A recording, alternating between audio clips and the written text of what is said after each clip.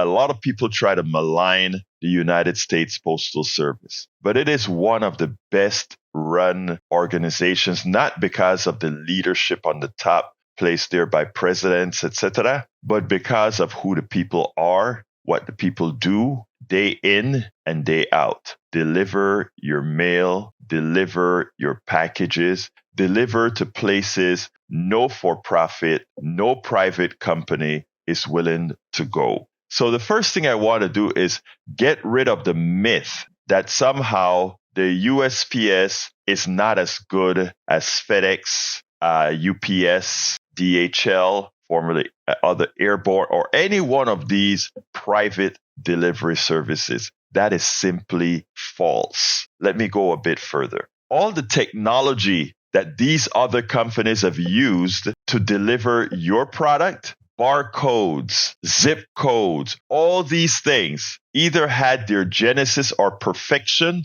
with the United States Postal Service, paid for with design of quasi-governmental dollars, not dollars that some private investor put in there, but in effect, your dollars, your tax dollars, technically speaking, the Postal Service is a governmental company that is self-sufficient. So all the things you hear about the Postal Service, usually there's a bias behind it because the private sector would love the lucrative control of the Postal Service because it is huge, it is vast, and it's all encompassing, and it's something that we need. So whenever you hear people maligning the Postal Service, let's be very clear. That is one of the best run organizations. And if in your local area, you have some postal employees that get you upset because of some service, etc.,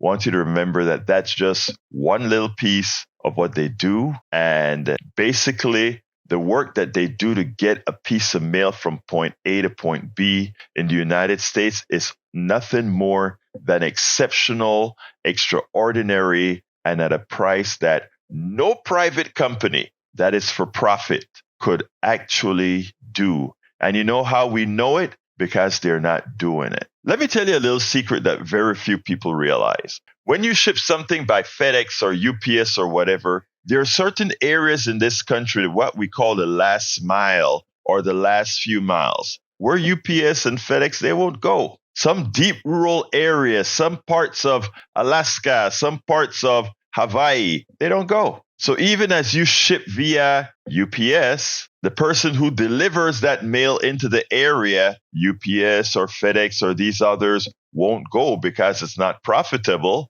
Guess what they do? They say, hey, USPS, that company or that governmental agency that we constantly malign, could you please deliver this for us? Because we don't go there. We don't go there. But the USPS, United States Postal Service, goes everywhere. And you know, as they go everywhere, their employees are well paid. Their employees have fairly good services or very good benefits. They get time off. They do all the good things one would expect of somebody who is an employer and treats their people like human beings. And for doing that, many in the private sector, many for profits, they don't particularly like that because at that point, those postal workers become a challenge. A lot of the private companies, delivery workers are going to say, the Amazon delivery worker may say, why don't I get those same kind of benefits that these guys get and deserve? Why am I not getting that? To which the answer is, well, you're not getting it because the CEO, the CFO, and the shareholders have to get their bonuses and dividends for sitting on their butts doing nothing. So while ever so often we have one of our nice callers call in and get upset at myself when I say that the model of capitalism is to make a buck, an excessive buck on somebody else's back. This is a classic example. This is a perfect example. Good workers at the United States Post Office making a good salary, a deserved good salary for going to every nook and cranny in America with dogs barking to interfere with their work, with putting a lot of times their lives on the line in certain projects as they deliver mail, or certain apartment complexes as they deliver mail, to rural areas up in the mountains where they risk their lives, having driven day after day, month after month, year after year on windy, icy roads, but getting you your mail, making sure that something that came from Timbuktu, America, goes to Timbuktu, America, at an affordable price. You can get a letter to anywhere in America, in any of the 50 states, whether it be in continental USA or Alaska, or in the northern part of our continent in Alaska, or again, in the middle of the Pacific in Hawaii. Same price, you get your mail delivered. And in the indoctrinative state that we have right now, they will have you believe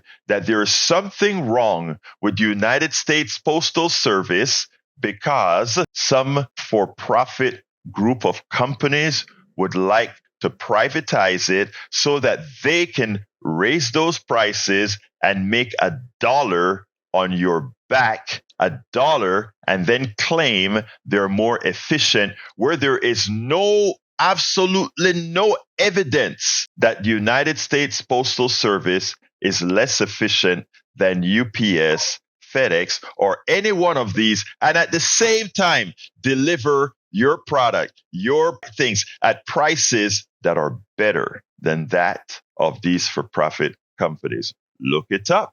Go ahead to, the great thing is, as I speak these words, you can go to any website and you can price a letter and see what it'll cost you on USPS, FedEx, UPS, or any other service. You have that ability to do right now. Check it out. And what do they want to do? Well, article in The Common Dreams, title, "No Way We Let Trump Privatize Postal Services, Say Progressives." After weekend reporting indicated President-elect Donald Trump is actively thinking about avenues to privatize the US Postal Service, progressives decried any such efforts and once again directed their ire on the much reviled Postmaster General appointed to run the USPS during Trump's first term. Citing people familiar with recent talks within the incoming team's camp, the Washington Post reported Saturday that Trump is keen for a privatization scheme that would hand the USPS over for private interests. Trump, according to the Post, Trump has discussed his desire to overhaul the Postal Service at his Mar-a-Lago estate with Howard Lutnick, his pick for Commerce Secretary and the co-chair of his presidential transition. The People said earlier this month, Trump also convened a group of transition officials to ask for their views on privatizing the agency. One of the People said, told the mail agency's annual financial losses, Trump said the government should not subsidize the organization. The People said, the People spoke on the condition of anonymity to reflect private conversations. Trump hostility to government programs that serve the public interest, including Medicare, Social Security, Public Education, and Consumer Protection Agency, is well documented. Trump's attacks on Postal Service include his blessing of the 2020 appointment of Postmaster General Louis DeJoy, a former logistic executive, sparked alarm after Republican desires to gut the agency from the inside out. While calls for Deloy to fire Deloy from USPS top leadership posts persisted during the last year of Trump's first term and remained constant during Biden's time in office, he remains Postmaster General despite repeated accusation of his ultimate aims to diminish the agency to such an extent that it will be more possible to justify its dismantling. Well, they can't quite dismantle it because it's in the Constitution, but they can sure weaken it. Let me tell you something, folks. The Postal Service, unlike what you hear outside, is not broke. It's profitable, but it is asked to do something no private company is asked to do.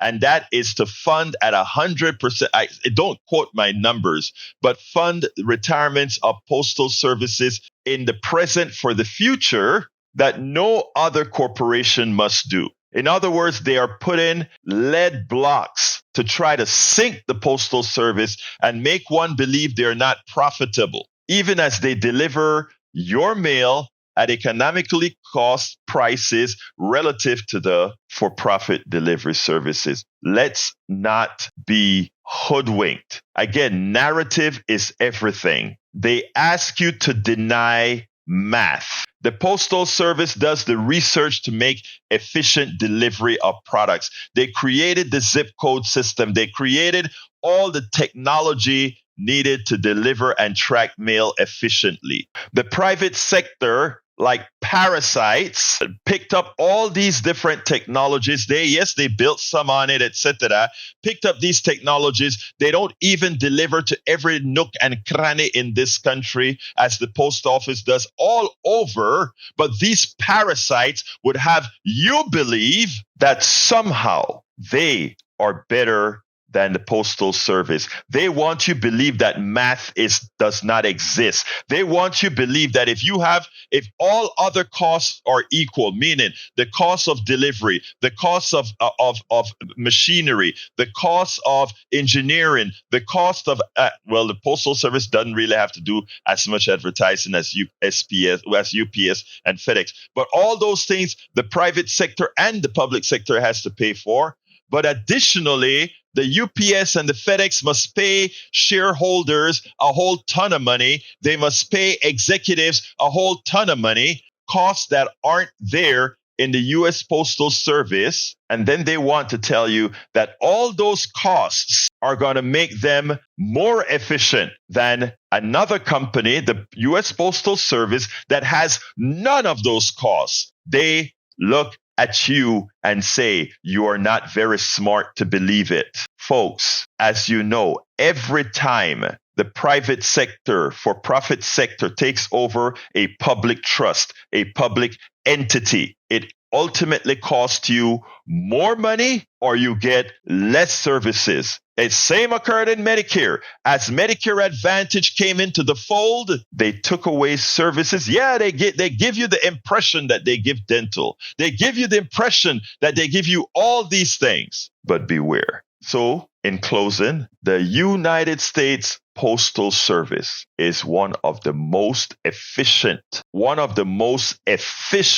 ways to not one of the most, is the most efficient way of getting you your products mailed from point A to point B. We spend a lot of time deconstructing the news, trying to parse it into a form that everybody can understand. We try to find those little nitpicks where it flies above the fray, etc.